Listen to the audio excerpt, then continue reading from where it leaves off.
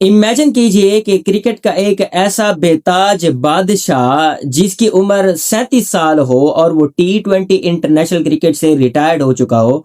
और फिर उसके बाद जब आप उसकी लीग क्रिकेट उठाकर देखते हैं तो आप ये एडमिट करते हैं कि भाई साहब, he is far better than our youngster. मैं बात कर रहा हूं विराट कोहली की, जो इस वक्त आईपीएल के अंदर रॉयल चैलेंजर बेंगलुरु को लीड कर रहे हैं। और इस वक्त उनकी टीम टॉप पर मौजूद है। एक आपका किंग विराट कोहली, एक हमारा किंग बाबर आजम। दोनों को क्रिटिसाइज किया जाता है स्लो क्रिकेट के पर्सपेक्टिव में। आपकी जो किंग की हैसियत है वो थोड़ी सी ऊपर है, हमारे किंग की हैसियत थोड़ी सी नीचे है। बट भाई साहब, किंग अपना अपना। और यहाँ पर विराट कोहली की टीम रॉयल चैलेंजर बेंगलुरु इस वक्त टॉप पर है। 5 मैचेस खेले हैं, 4 जीते हैं, 1 हारे हैं और 8 पॉइंट के साथ और बेटर नेट रन रेट के साथ आईपीएल की टेबल पर टॉप पर है। उधर जो हमारे जो किंग है, किंग बाबर आजम, पेशावर जलमी के लीडर हैं और वो भी टॉप पर मौजूद है। बस थोड़ा सा फर्क ये है कि वो अनबीटन है और यहाँ पर रॉयल चैलेंजर बेंगलुरु एक मैच जो है वो हारी है। बात करते हैं विराट कोहली की परफॉर्मेंस की, जहां पर कल उन्होंने एक बेहतरीन नाक खेली। मैं देख रहा हूं पिछले 2 से 3 मैचेस के अंदर थोड़ा सा जो है पिचेस जो है वो अब स्लो होने लग गई हैं।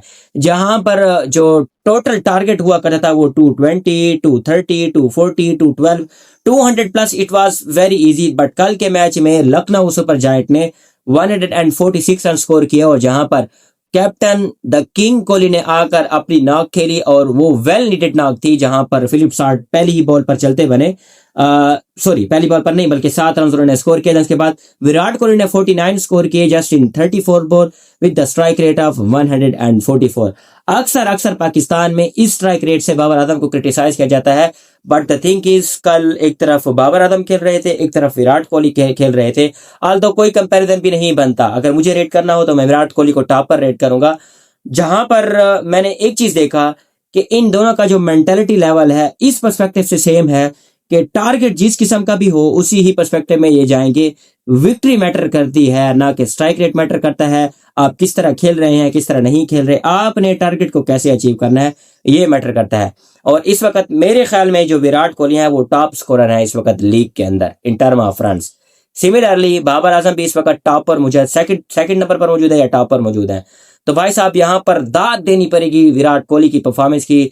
37 ईयर का बंदा जो इस वक्त T20 क्रिकेट से रिटायर्ड हो चुका हो, और फिर उसके बाद आप यंगस्टर को उठाकर देखते हैं और विराट कोहली को उठाकर देखते हैं उसकी फिटनेस को, वो आपको बता रहा है कि भाई साहब, I am far better then दम।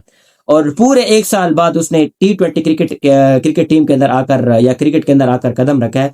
कहीं से भी आपको नहीं लगता होगा कि इस बंदे ने 1 साल T20 क्रिकेट नहीं खेली, but he was completely flawless. और मुझे समझ नहीं आती, जहां पर आपके पास सूर्यश अय्यर हैं, जहां पर आपके पास रजत पटीदार हैं जो इतना बेहतरीन खेलते हैं।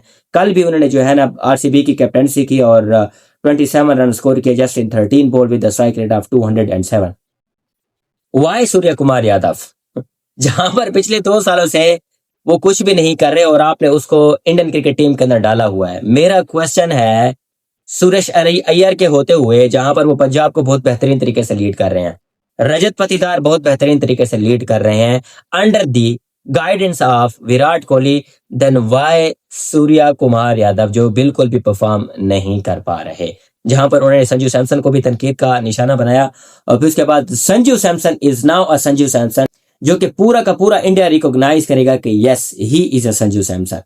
तो मेरी सोच से बालातर है, it's up to you dear Indian cricket fans, why not Suresh Iyer और रजत पटीदार इंस्टेड ऑफ सूर्या कुमार यादव। इस मैच के लिए इतना ही। Stay tuned for the next video.